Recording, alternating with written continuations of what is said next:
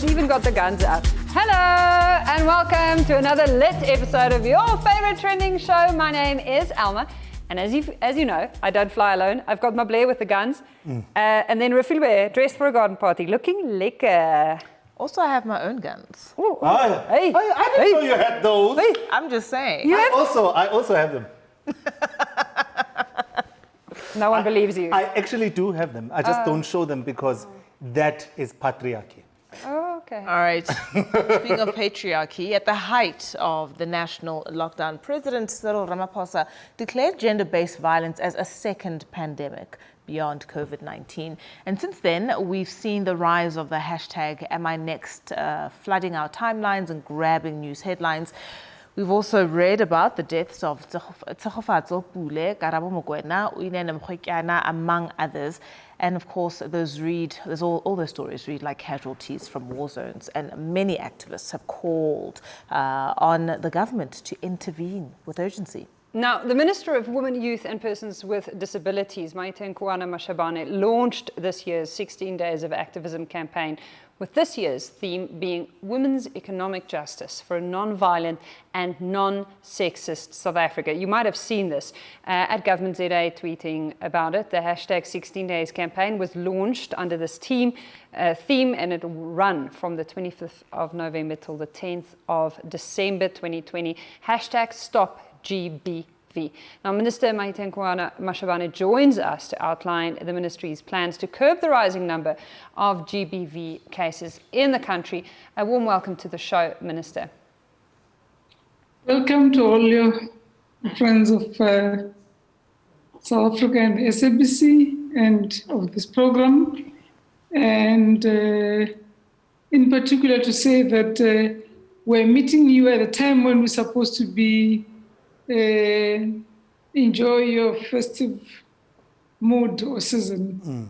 But this year it's very, very different. Minister, can I ask you to just unpack this year's theme for us, which is women's economic justice for a non-violent and non-sexist South Africa. I'd like to imagine that I'm relatively well-read, but I can't. Can you make sense for us and just unpack it in simple terms, what the average South African is meant to take away from this? What should we understand from this year's theme? Well, as a South African, you'd know that historically, when we spoke of unemployment, we were referring to unemployed men, meaning historically during apartheid, women were never counted as their contribution or acknowledgement of their contribution in the economy was never an issue. But now when we talk of unemployment, we go back to women stay in toxic relationships for economic reasons when they can do better on themselves. We are not anti-marriages or relationships, but women in the new South Africa that they fought for, they deserve the right to participate fully and get acknowledgement for the good things that they do for the society. We just like to get to the 16 days part. What is the point of having these 16 days of activism? Should this not be a 365 days kind of cause? What is the impact that this period has on an annual basis, and why are we continuing with the 16 days of activism? Because it feels like it hasn't made enough impact until now. So 16 days was proclaimed by the United Nations. You will remember we became a free nation and free even to join the United Nations in 1994. 4 years later, we had to sign the treaties and conventions that were of the UN. One of them was of focusing on the 16 days of activism against or violence against women and children. Coming back home, knowing our history, that is what it is, that it's been a violent society, we pledge that we will do what the UN is doing. Every year on the 16th of November, we'll join the whole world in highlighting this scourge But as for South Africans, there should be no day where women, girl children walk the streets feeling unsafe. Minister, what I want to know is that obviously we need the law to actually protect the women and children in this country. And currently there are 3 bills that are sitting with Parliament. What is your department actually doing to make sure that those laws actually get passed? In 1980, about 2 years ago, the 3 bills didn't come from the blue. The 3 bills emanate from us interpreting together with the civil society and government, because government had to go back and also pass this through cabinet and then throw it out in the open to the society. The 3 bills are championed by the Ministry of Justice. Ministry of Justice is one of the 6 departments chaired by myself. We are pushing.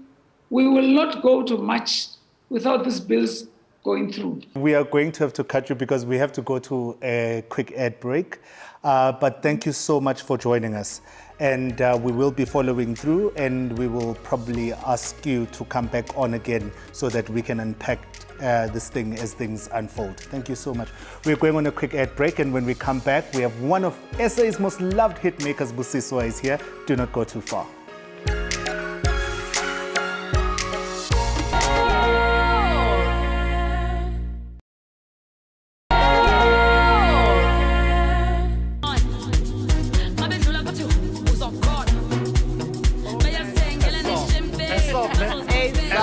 Welcome back to Training SA. Our guest tonight is a household name with a career that includes countless global anthems, a loyal fan base, tours, awards. Busiswa's story is that of African excellence, and she is here to tell us her side of the story and also tell you guys how I mentored her from a 6-year-old girl from the dusty streets of the Eastern Cape, and I brought her to KZN. Welcome to the show, Busiswa. Wow. Whoa, wait. Please check him. What is what Please check him. Hold on, in the dusty. The dusty streets What? of the Eastern Cape. Brought you to the busy life of KZN. Oh, thank you so much. One dance moon. That's good. So, busy. We are gaining weight. Sidlama banana bread. We are making a magwinya. We are trying out new recipes. Wena, on the other hand, you are busy at home. You are shooting an album cover. Yes. Like, I just don't understand where did you get the time to do all of this? I think lockdown was my time, for everything. I think when everyone was like, oh, what Look am I at gonna... that. I was like, what can I do now that I could never do if I was touring? Let me work it out. I did a home studio as well. Mm-hmm. That's fantastic. And I was recording, most of this album at home. And I was spending so much time with my son. I think he thought I was unemployed. But lockdown was just my therapy. Give me visuals for this album. Clearly, you're trying to tell a story here. With the Please album cover, yeah? Tell me about this. This cover is about Onondaba, the news makers. Not the people that make the news, the people that create the news. Okay. Whether they are real or fake. Okay. And this is all the platforms that you find them on. And then you had to just blast them on the thigh, Abane. Yes. Because... And what about our Onondaba? What about them? I think my whole thing was, in the industry for 8 years, a lot of people were saying to me, oh, you're so private. Oh, we don't know anything about you. I was like, no, guys, I'm boring, And then one day I woke up and everybody had something to say about me because of a particular incident. Sure. And I was like, wow, you guys know me this well. Oh, okay. So you know me like that? You. Do you know me like that? So I was fascinated, but at the same time, I was like, it's so interesting how one thing happens and then people feel like they know exactly who you are and what you're about. Yeah. And during this lockdown, I had a lot of time to think, and I said, I'm turning this whole game around right now. I'm going to tell you who I am. I'm not going to ask you who you think I am. I'm going to tell you who I am. I see you. And just because I haven't responded in so long, or I never respond anyway to rumors, but I know how to speak for myself, and I'm about to do that right now. So this one is for you who's got something to say. And that's hence the very loaded title for the album, right? Yes. And I want to know my side of the story, but I also want to know what it is specifically that you wanted to set straight. What should people not get wrong? What should they take away from this project? You know what? I'll be very honest. I mean, I'm a young woman, you know, growing up as well, doing my things, dating idiots. But I had a lot of things that were assumed about the relationship I was in, the things that happened, how they happened, why they happened. I was blamed, I was lied about. And also, I went through a situation where I felt like it's a crisis in our country. Yes. You know, gender-based violence is running rampant. It's too much. And so I felt like I do have something to say. And I do think that I can inspire another young girl, another, you know, grown woman who doesn't feel like it's okay to live it out in public. So we keep secrets so much, especially as women, when we're in situations of violence, especially, and we hide. And we feel shame. But I think, you know, throughout this lockdown time, I got an opportunity to attend to myself and realize that actually I can contribute positively about the situation rather than hide and be secretive and say nothing and do nothing. Yeah. So it's interesting that you say that. You've also said you want abusers to be uncomfortable when they listen to this. Yeah. You want to make their skin crawl a little bit. They will automatically be uncomfortable. Yeah, but that was the idea. That was the plan. You're going for it. No one likes to be called out. So in all that I'm doing, I'm trying to speak from a positive, inspirational, motivational perspective. But the truth is that when you confront someone about how they are wrong and how they contribute negatively to something, they will become uncomfortable. Is this a creative direction that you can see yourself kind of persisting in? Is this like the future Busiswa? For me, I think it's the present. Yeah. I'm enjoying that and I'm loving that and I'm embracing that. I hope the future is going to be bigger for me than just like addressing We rumors. appreciate it. You know, I'd like to do more than just address rumors for the rest of my life. But I said that if I'm going to do it, I'm going to do it in a bold way and I'm going to do it in an assertive way. I'm not going to stutter, and I hope that you will understand. Okay. All right. Listen, Yep. are we in now? Whoa. We'll see you after the break.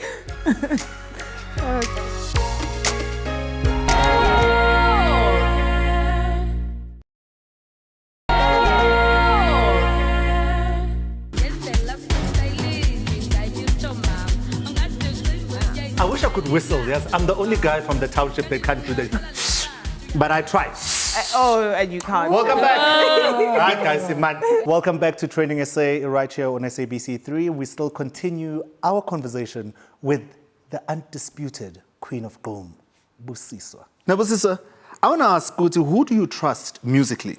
Like, okay, besides me as your mentor, but I'm saying, who do you trust musically when you record that track in the studio and you go, if this person approves and that person approves, then I've hit the mark? I have to say Maporisa. Obviously. Yeah. Okay. You know? I mean, and I don't think it's just for me. I think there's a lot of other people. If he says it's hitting this song, then the chances are it's hitting. The chances are it's hitting. Anyone else? Oskido, definitely. Okay. And there's a guy called Zinga. He's a rapper. Oh, Zinga LOT. But yeah, sometimes he just likes nice music. He doesn't know a hit.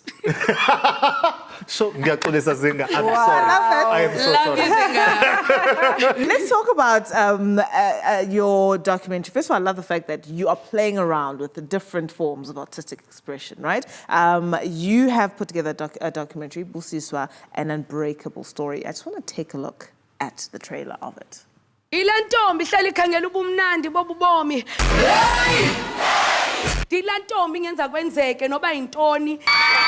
Dilantombi ina hard life story kodwa ndimfuna usorry ndifuna undazi uba unqondi. A wise man said to read my Bible now, take advice from my... Wow, life before COVID when you couldn't do this. Busiswa, why a documentary? Hugging everyone. Yeah, why a documentary? I think it's one thing to make songs, and songs can be true or false or imagined or fantasy. Yeah. But a documentary is where you really get to say, okay, let's have a one-on-one. Let's keep it real. All the artists I enjoy, I love knowing their real stories. So I wanted to tell mine as well at some point, you know. Yeah, that's really, really beautiful. What's the ultimate Busiswa story that you want to leave your fans with? Ooh, that's a tough one. I'm just asking you to project a little bit and go in the future. I just want you to feel like you were happy when we met, or when you saw me performing, or when you. I think my calling is to bring joy and happiness to people's lives, and I do that with music. And I hope that if we met for 5 minutes, if you heard my song and listened for 3 minutes, if you encountered me in an interview like this, it made you feel happier than you were before you watched it. That's beautiful. And you, well, I mean, we have to go there. Black is King. You were What did you get from that? Because you were there. Yes. On the set when she was there. Directing.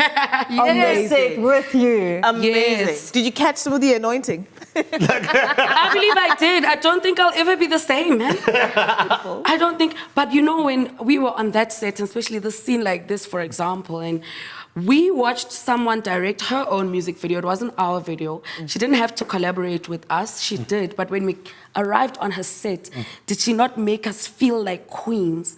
Did she not keep saying, go forward, step up, bring it all, don't hold back? You know, the kind of affirmations that you need from someone like that. And she was so generous with her compliments. Yeah. You know, like she said to me, oh, you're a beast. Oh, you are fighting, you know? And I'm like, I am, but thank you. Yes, I am fighting. I know you've taken something But here's the away. lesson. No matter what level you operate on and how far you go in your sphere, you can find inspiration from others who are younger, who are less experienced. You can respect them, and you can make them see the queens in themselves. Because I will never, you know, I will never undermine or doubt anybody else just because they haven't been around as long or they're younger or whatever. That's why I worked with Kamo and Sabawell, by the way. Beautiful. So, did you, because you worked with your best friend, Moonchild. Yeah. You know, you all got to meet Beyonce. I'm so jealous, but I know it's fine. Yes, So- because when you mentored us, you didn't think you didn't think we would get this far. I didn't think I was that good at it. Right? So I just I wanna know, did you guys find yourself in breach of contract or you found yourself there? In fact, wait, don't answer that. I'll let Moonchild answer. Moonchild. Where's she?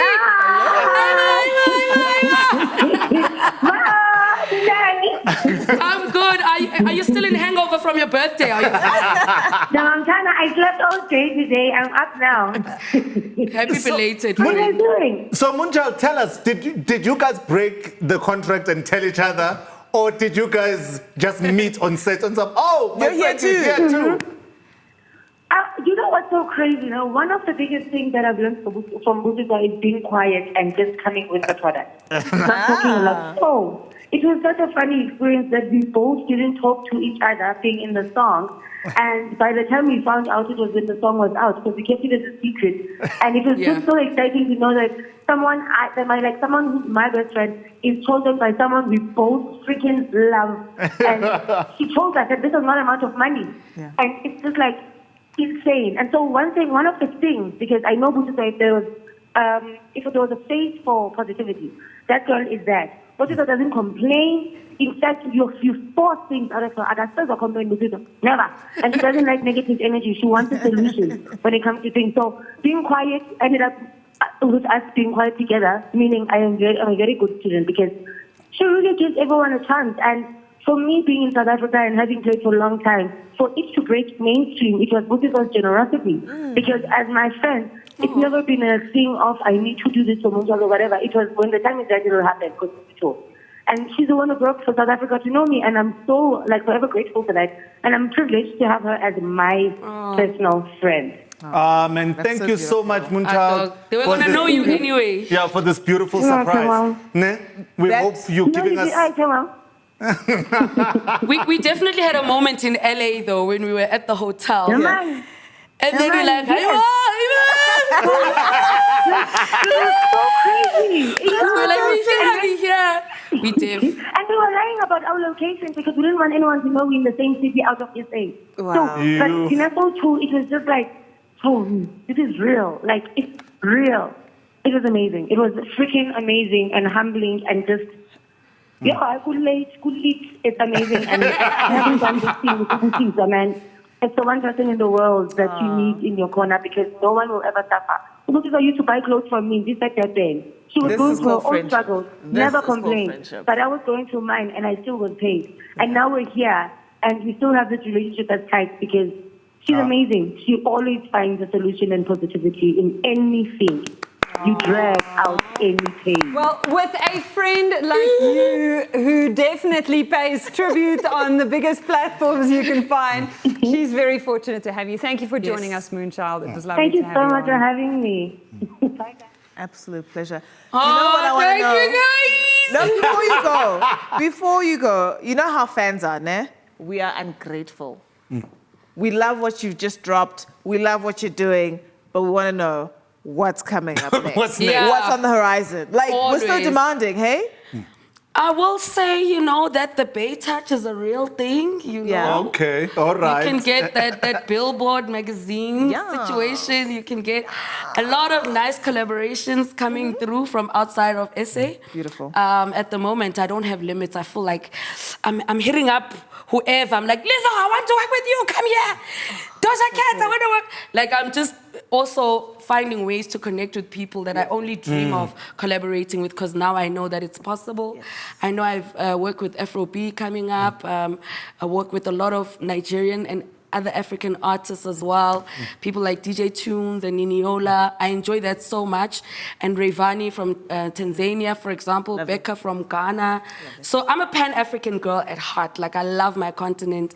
But I think the world is my oyster now. I had a BBC interview last week. I might be live in studio there next year. So let the country open, man. Thank you so much, my queen of Pom. Thank you so much. For joining us. Why are you laughing? Thank you so much for joining us. Thank you for your spice. Wonderful. Nah, you're not. So that's it for today, and that's it for the week. We will see you next week, every day, 6 p.m. right here on SABC3. We love you. Bye-bye.